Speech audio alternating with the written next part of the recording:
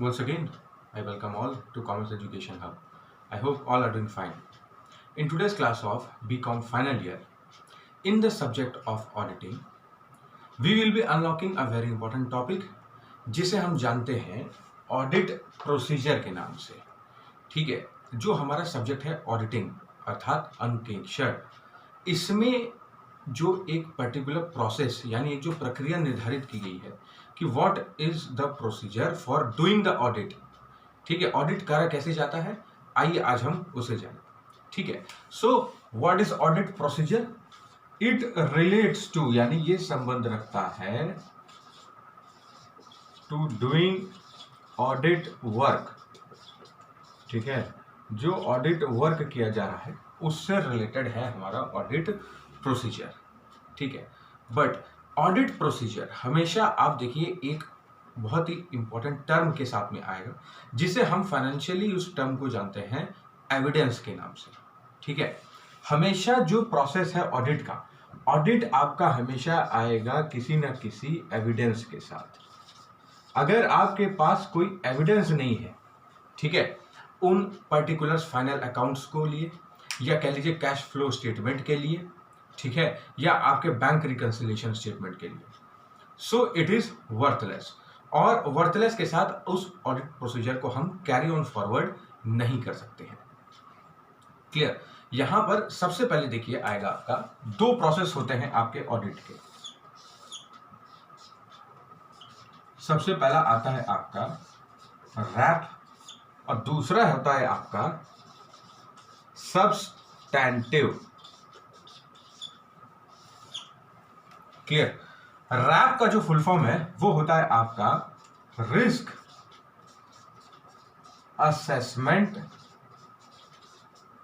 Procedure. ठीक है, RAP means risk assessment procedure. Substantive में दो इंटरनल पार्ट्स में इसे डिवाइड किया गया है। सबसे पहला आता है आपका वाउचिंग एंड वेरिफिकेशन, ओके, और दूसरा आएगा आपका assessment of financial ratio. Clear? तो सबसे पहले हम देखते हैं हमारे रैप यानी कि रिस्क असेसमेंट प्रोसीजर को। इसमें एक सबसे इंटरनल पॉइंट आता है आपका internal control check of various departments. ये देखिए आप, internal control check of various departments.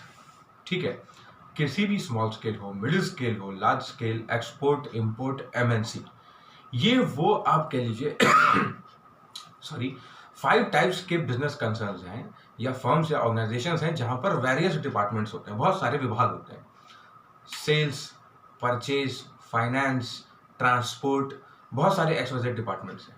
अब सबसे पहले जब एक ऑडिटर किसी फर्म को विजिट कर रहा होता है, किसी भी कंपनी में वो जब विजिटिंग के लिए जाता है फर्स्ट टाइम, तो ये जो आपका 6-7 दिन का ऑडिट होता है या 15 डेज का, ये जब आप करवाते हैं तो the first thing what an auditor does is that they will keep an eye of how many departments are working in control. यानी कि कितने विभाग चलायमान है, कितने विभागों में कितने सारे लोग काम कर रहे हैं। ठीक है, अगर किसी एक विभाग में आप कह लीजिए, मैं लेता हूं परचेज डिपार्टमेंट, अब परचेज डिपार्टमेंट में आपके पास में सिर्फ 3 आदमी हैं, तो क्या ये पॉसिबल है? नो। तो एक जो इंप्रेशन हमारे ऑडिटर के माइंड में आता है कि भाई ये तो इनके पास में एक डिपार्टमेंट में लिमिटेड लोग हैं, और रिस्क की पॉसिबिलिटी, फ्रैजरी, फ्रॉड और किसी प्रकार के फाइनेंशियल डॉक्यूमेंट्स के डैमेज की यहां पर पॉसिबिलिटी बढ़ जाती है। तो ये रिस्क, फ्रॉड, फ्रैजरी और डैमेज, इन सबको एरर्स, मिस्टेक आप कह लीजिए, इनमें एरर्स होंगे, मिस्टेक होंगी। ठीक है, सो उन एरर्स को डिटेक्ट करना और उन्हें रिमूव करना, ये थोड़ा सा एक एक्सटेंडेड प्रोसीजर बनता है, एक लंबा प्रोसेस चला जाता है। ठीक है, अगर ऐसा नहीं होता है, अगर उसी डिपार्टमेंट में 3 की जगह 10 लोग हैं, तो एक ऑडिटर के दिमाग में बहुत ही क्लियरली ये चीज आ जाती है कि हाँ, हर एक व्यक्ति का जो काम है वो बटा हुआ है, each and every person has got his or her own work to be done and the responsibility are on their shoulders. सबकी जिम्मेवारियां सबके ऊपर हैं और वो अपनी जिम्मेवारियों को निभा रहे होंगे, तो रिस्क की पॉसिबिलिटी थोड़ी सी वहां पर कम हो जाती है। तो आपके हर एक बिजनेस में ये चीज सबसे पहले देखी जाती है। अगर इस प्रोसेस में, जिसको हम जानते हैं रिस्क असेसमेंट प्रोसीजर रैप, अगर इसमें ऑडिटर को लगता है कि भाई इस पर्टिकुलर कंपनी के लिए इतने डिपार्टमेंट्स की जरूरत है और उतने पूरे डिपार्टमेंट्स नहीं है, अगर है वेल एंड फाइन, वो रैंडमली किसी भी एक फाइनेंशियल स्टेटमेंट को चेकआउट कर लेते हैं और उसमें से उनका आपका बैलेंस शीट चेक हो जाती है और एक ऑडिट रिपोर्ट प्रिपेयर हो जाती है। लेकिन अगर वो अनसेटिस्फाइड है और उन्हें लगता है कि भाई यहां पर तो काम इतने विभागों का है और विभाग है ही नहीं, ठीक है, जो रिक्वायरमेंट है उतने डिपार्टमेंट्स हैं ही नहीं, जितने एम्प्लॉयज की जरूरत है उतने एम्प्लॉयज भी नहीं है, सो उस कंडीशन में या आप कह लीजिए यहां पर डॉक्यूमेंटेशन वर्क ज्यादा है, वहां पर पॉसिबिलिटी रिस्क और एरर की ज्यादा इंक्रीज हो जाती है, मिस्टेक्स की ज्यादा इंक्रीज हो जाती है। ऐसे केस में उन फ्रॉड, एरर्स और मिस्टेक्स को डिटेक्ट करना और उन्हें रिमूव करने के लिए ऑडिट प्रोसीजर लंबा चलता है और उसमें जो लंबा चलेगा, जो नेक्स्ट प्रोसेस होगा, जो नेक्स्ट स्टेप होगा, कह लेना आपके लिए ज्यादा उचित होगा, वो कहलाता है आपके लिए सब्सटैंटिव। अगर हमारा ऑडिटर इस प्रोसेस में सेटिस्फाइड हो गया कि भाई यहां पर रिस्क फैक्टर, फ्रेजरी, फ्रॉड के चांसेस कम हैं, तब तो वो सब्सटैंटिव प्रोसीजर पर नहीं जाएगा। इनकेस आपके बिजनेस में उसने ऑब्जर्व कर लिया जो हमारा इंटरनल कंट्रोल चेक है, ठीक है, इसके लिए एक कमर्शियल टर्म का यूज किया जाता है जिसे हम जानते हैं इंटरनल कंट्रोल चेक के नाम से, तब वो जाकर के आपके सारे डिपार्टमेंट्स में क्या करेगा, सब्सटैंटिव चेकिंग। और इस सब्सटैंटिव चेकिंग के अंतर्गत दो प्रोसेस आते हैं। देखिए, सबसे पहला प्रोसेस है आपका वाउचिंग एंड वेरिफिकेशन और दूसरा आता है आपका analysis of financial ratio. Financial documents नहीं, फाइनेंशियल रेशियो दिया हुआ है, ठीक है, सो बी क्लियर। सॉरी, सबसे पहला आता है, हम लेते हैं वाउचिंग को। देखिए यहां पे हर एक डिपार्टमेंट्स के लिए, हर एक आइटम्स के लिए काम बटा हुआ है। वाउचिंग जितने भी हैं, डेबिट वाउचर्स, क्रेडिट वाउचर्स या आप कह लीजिए बिल्स, ये जितने भी हैं आपके, ये सारी चीजें वाउचिंग जो है, यानी वाउचर्स जो हैं वो किस में यूज किए जाते हैं, ट्रेडिंग, प्रॉफिट एंड लॉस, ठीक है, wages, incentive, bonus, salary, income, expenditure, ये सारी चीजों में। तो यहां पर सबसे पहले ये चीजें किसके लिए रहेंगी, यानी कि वाउचिंग के अंतर्गत कौन से डिपार्टमेंट्स आ जाएंगे आपके, आपका ट्रेडिंग, ठीक है, ट्रेडिंग अकाउंट हो गया जो कि फाइनल अकाउंट का पार्ट है, ट्रेडिंग और balance sheet and profit and loss and balance sheet. लेकिन फाइनल अकाउंट के इन तीन टाइप्स में आपका जो दो टाइप्स है वही आते हैं सिर्फ और सिर्फ आपके वाउचिंग में। कौन कौन सा, सबसे पहले ट्रेडिंग अकाउंट जिसमें स्टॉक इन्वेंट्री रहती है, दूसरा आपका प्रॉफिट एंड लॉस अकाउंट, ठीक है, P&L अकाउंट, और तीसरा आ जाएगा आपका इनकम एंड एक्सपेंडिचर, ठीक है, ये आ जाएंगे आपके वाउचिंग में। और वाउचिंग के बाद ये जो वेरिफिकेशन है, वेरिफिकेशन किया जाता है आपका एसेट्स एंड लायबिलिटीज का। क्लियर, ये हमेशा ध्यान रखिएगा, वाउचिंग जो है, वाउचर्स का जो यूसेज है, उन पर जो हम चेकिंग करते हैं, उनकी जो ऑडिट्स होते हैं या वेरिफिकेशन आप कह लीजिए, वो आप किसकी करते हैं, ट्रेडिंग अकाउंट की, प्रॉफिट एंड लॉस अकाउंट की। अब इसमें फाइनल अकाउंट के दो अकाउंट आ गए, ट्रेडिंग एंड पीएल। अब ट्रेडिंग और पीएल के बाद में बचता कौन सा है, थर्ड फाइनल अकाउंट हमारा बैलेंस शीट। बैलेंस शीट को हम क्या करते हैं, वेरिफिकेशन, ठीक है, उसको वेरीफाई किया जाता है। Assets, land, building, plant, furniture, machinery. अब आपने मशीनरी खरीदी थी उस जमाने में 20 लाख रुपए की, उसके डॉक्यूमेंट्स होंगे आपके पास। मैटर ये नहीं करता है कि वो मशीनरी आज कितने वैल्यू की है, आपने खरीदी थी, आपने कंपनी में शो किया, ऑडिटर को आपने ये बताया कि मैंने मशीनरी खरीदी थी। अब वो अगर 20 लाख रुपीस की मशीनरी है तो उसका आपके पास बिल होना चाहिए, उसका वारंटी कार्ड होना चाहिए, उसके इक्विपमेंट्स, उसकी टूल्स और उसके सारी चीजों की आपकी डिटेलिज्म होनी चाहिए। सो वो जो सारी चीजें हैं वो आपको यहाँ पर शो आउट करनी पड़ती हैं, उनको आप मैच आउट करते हैं, वेरीफाई करते हैं, ठीक है। और आपके आगे लायबिलिटीज जो आपके डेब्ट्स हैं या जिनको आपको पेबल करना है, ठीक है, क्रेडिटर्स हमारे। सो वाउचिंग के लिए अलग चीजें हैं और साथ ही साथ वेरिफिकेशन के लिए अलग दिया हुआ है। इतना करने के बाद में नेक्स्ट जो प्रोसेस आता है वो क्या होता है आपका assessment of financial ratio. Financial ratio means जो भी आपके डेट्स हैं और जो आपके क्रेडिट्स हैं, ठीक है, जो आपका डेबिट का कॉलम है, जो आपका क्रेडिट का कॉलम है in trading account and profit and loss account, उनको पूरा चेकआउट किया जाएगा और फिर लास्ट में आपकी बैलेंस शीट और साथ ही साथ आपके CFS कैश फ्लो स्टेटमेंट को वेरीफाई किया जाएगा। इसके बाद में आपका जो बैंक रिकंसिलिएशन स्टेटमेंट है वो क्या कह रहा है, आपके अकाउंट्स क्या कह रहे हैं, उनको आप वेरीफाई करते हैं। ये सारा प्रोसीजर कौन करके देगा हमें, हमारा ऑडिटर। और जब हमारा ये ऑडिटर ऐसा करता है तो वो क्या देता है, अपनी ओपिनियन, ठीक है।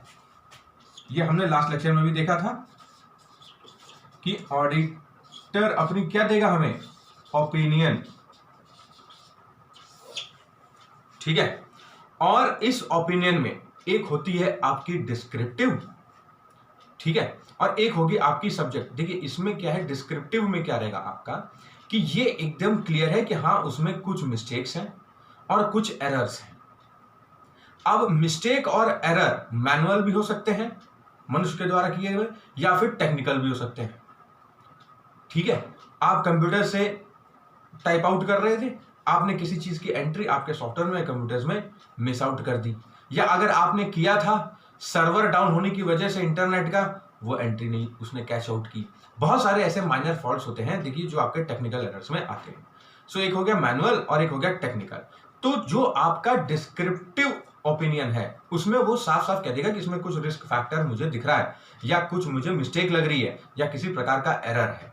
और आपका ये जो एरर है, मिस्टेक है, और ये सारी चीजें मिल करके क्या बनाती हैं, फ्रैजरी और फ्रॉड। इसके चांसेस बढ़ जाते हैं 90% केसेस में। सो यहां पर ऑडिटर उन्हें वेरीफाई डिटेक्ट करता है और डिटेक्शन के बाद में उसे वेरीफाई करता है, ठीक है। और जो आपका सब्जेक्टिव है उसमें वेरी क्लियर है कि ठीक है इसमें यहाँ कोई मिस्टेक और एरर नहीं है, so we can move ahead.